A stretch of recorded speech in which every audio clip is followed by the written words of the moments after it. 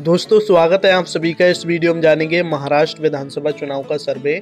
इस बार महाराष्ट्र में किस पार्टी को कितनी सीटें मिल सकती हैं, कौन सी पार्टी अपनी सरकार बना सकती है, क्या भाजपा फिर से यहां पर अपनी सरकार बना सकती है या फिर इस बार महागठबंधन अपनी सरकार बना सकता है। इस वीडियो में ओपिनियन पोल के जरिए जानेंगे, तो वीडियो को लाइक करना और ऐसे ही वीडियो देखने के लिए चैनल को अभी सब्सक्राइब कर लीजिए और सबसे पहले कमेंट करके बताइए आपको क्या लगता है इस बार महाराष्ट्र में किस पार्टी की सरकार बन सकती है। कमेंट करके अपनी राय जरूर दीजिए। तो चलिए अब देखते हैं इन 288 विधानसभा सीटों का सर्वे। इस बार महाराष्ट्र में किस पार्टी को कितनी सीटें मिल सकती हैं। सबसे पहले बात करते हैं अहिल्यानगर की। यहाँ पर कुल 12 विधानसभा सीटें हैं और इन 12 विधानसभा सीटों में से एनडीए को यहाँ पर 4 सीटें मिलती दिखाई दे रही हैं, जबकि महागठबंधन को यहाँ पर 4 सीटें मिल सकती हैं और 2 सीट अन्य के खाते में जा सकती हैं। अगले जिले की बात करें, अगला जिला है अकोला। यहाँ पर 5 सीटें हैं। इन 5 सीटों में से एनडीए को 2 सीटें मिल सकती हैं, 3 सीट महाविकास अघाड़ी के खाते में जाती दिखाई दे रही हैं, यानी महागठबंधन के खाते में जाती दिखाई दे रही हैं। अमरावती जिले की बात करें, यहाँ पर कुल 8 सीटें हैं और इन 8 सीटों में से एनडीए को 5 सीटें मिल सकती हैं, जबकि महाविकास अघाड़ी के खाते में 3 सीटें जाती दिखाई दे रही हैं।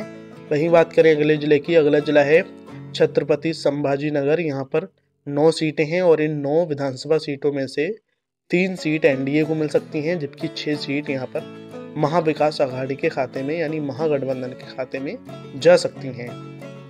वहीं बीड जिले की बात करें, यहाँ पर कुल 6 सीटें हैं और इन 6 सीटों पर महाविकास अघाड़ी का कब्जा होता दिखाई दे रहा है। यहाँ पर भाजपा गठबंधन को काफ़ी ज़्यादा नुकसान हो सकता है। वहीं बात करें भंडारा जिले की, यहाँ पर 3 सीटें हैं और इन 3 सीटों में से एनडीए को 1 सीट मिल सकती है, जबकि महाविकास अघाड़ी के खाते में 2 सीटें जाती दिखाई दे रही हैं। वहीं अगले जिले की बात करें, अगला जिला है बुल्ढाना। यहाँ पर 7 सीटें हैं और इन 7 विधानसभा सीटों में से एनडीए को 5 सीटें मिल सकती हैं, जबकि महाविकास अघाड़ी के खाते में 2 सीटें जाती दिखाई दे रही हैं।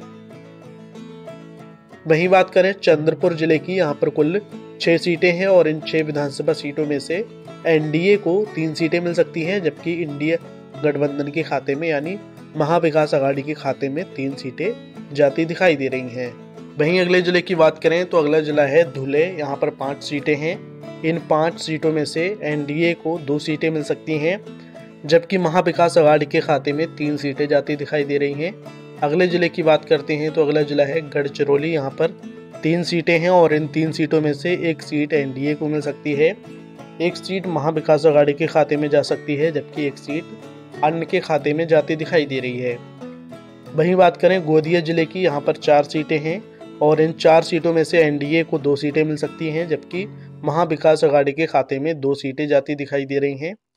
वहीं बात करते हैं हिंगोली जिले की, यहाँ पर 3 सीटें हैं और इन 3 सीटों में से एनडीए को 1 सीट मिल सकती है, जबकि महाविकास अघाड़ी के खाते में 2 सीटें जाती दिखाई दे रही हैं। अगले जिले की बात करें, अगला जिला है जलगांव। यहाँ पर 11 सीटें हैं और इन 11 सीटों में से एनडीए को 4 सीटें मिल सकती हैं, जबकि महाविकास अघाड़ी के खाते में 7 विधानसभा सीटें जाती दिखाई दे रही हैं।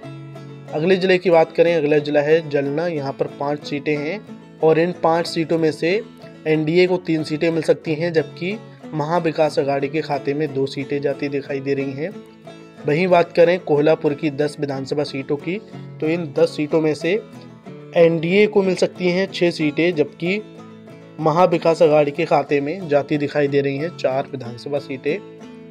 वहीं बात करें लातूर की 6 सीटों की, तो इन 6 सीटों में से एनडीए को 4 सीटें मिल सकती हैं, जबकि महाविकास अघाड़ी के खाते में 2 सीटें जा सकती हैं। वहीं बात करें मुंबई शहर की, यहाँ पर 10 सीटें हैं। इन 10 सीटों में से एनडीए को 4 सीटें मिल सकती हैं, जबकि महाविकास अघाड़ी के खाते में 6 सीटें जाती दिखाई दे रही हैं। वहीं बात करें मुंबई की, यहाँ पर 26 विधानसभा सीटें हैं और इन 26 सीटों में से एनडीए को 9 सीटें मिलती दिखाई दे रही हैं, जबकि महाविकास अघाड़ी के खाते में 17 सीटें जाती दिखाई दे रही हैं। नागपुर की 12 सीटों की बात करें तो इन 12 सीटों में से एनडीए को 6 सीटें मिल सकती हैं, जबकि महाविकास अघाड़ी के खाते में भी 6 सीटें जाती दिखाई दे रही हैं। वहीं बात करें अगले जिले की, तो अगला जिला है नांदेड़।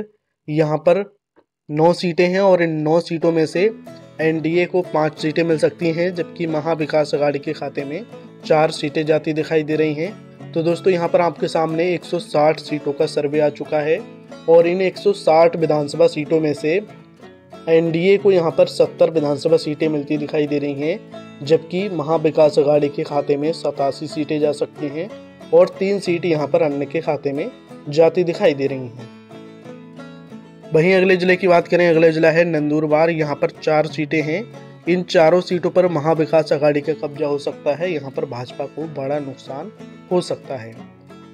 वहीं बात करें नासिक की 15 सीटों की, तो इन 15 विधानसभा सीटों में से 5 सीट एनडीए को मिल सकती हैं, जबकि महाविकास अघाड़ी के खाते में 9 सीटें जाती दिखाई दे रही हैं। अगले जिले की बात करें, अगला जिला है धारासिव। यहाँ पर 4 सीटें हैं और इन 4 विधानसभा सीटों में से 1 सीट एनडीए को मिल सकती है, जबकि महाविकास अघाड़ी के खाते में 2 सीटें जा सकती हैं, जबकि 1 सीट अन्य के खाते में जा सकती है। पालघर की बात करें, यहाँ पर 6 सीटें हैं। इन 6 सीटों में से 4 सीट एनडीए को मिल सकती हैं, 2 सीट महाविकास अघाड़ी के खाते में जा सकती हैं।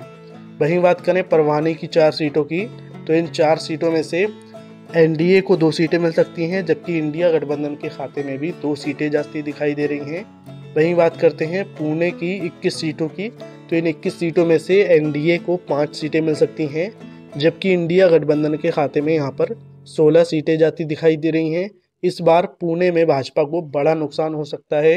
21 में से 5 सीटें मिलती दिखाई दे रही हैं। वहीं रायगढ़ की 7 विधानसभा सीटों की बात करें, तो इन 7 सीटों में से एनडीए को 5 सीटें मिल सकती हैं, जबकि महाविकास अघाड़ी के खाते में 2 सीटें जाती दिखाई दे रही हैं। वहीं रत्नागिरी की बात करें, तो यहाँ पर कुल 7 विधानसभा सीटें हैं और इन 7 सीटों में से एनडीए को 3 सीटें मिल सकती हैं, जबकि महाविकास अघाड़ी के खाते में 2 सीटें जा सकती हैं।